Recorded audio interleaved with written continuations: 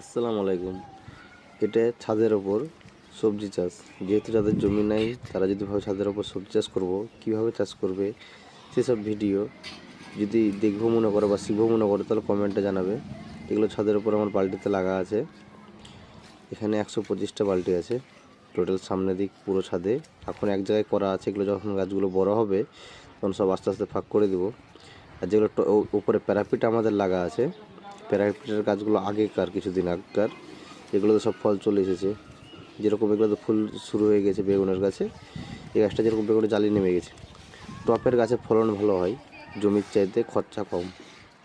যেরকম এখানে ঘাস হয় না সেরকম হালকা হলে সকালবেলায় একটু করে নিলে, সাফ করে নিলে ভুঁই সবসময় চিকন হয়ে থাকবে গাছের গোড়াটা।